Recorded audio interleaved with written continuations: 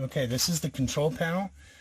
Controls pretty much everything in the RV except for the bedroom fan and the overhead lights above the bed and the recliners. This is for the lights. You can select which ones you want to turn on. There's your front awning light. This one is your temperature. If it just says auto, then it's turned off. If you hit auto right here, it will keep that temperature 71 degrees plus or minus 1 or 2 degrees. And you adjust it using the arrow to whatever you like. Turn that off so we don't have the sound.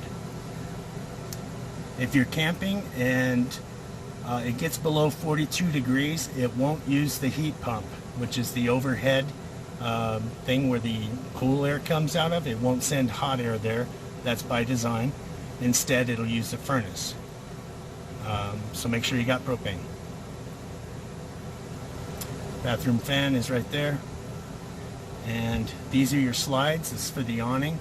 One touch, or you can pull it in a little at a time. Retract, and it'll start pulling it in. Same now for the slide.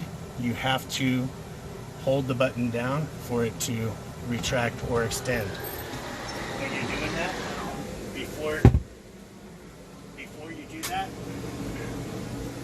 make sure that there's nothing caught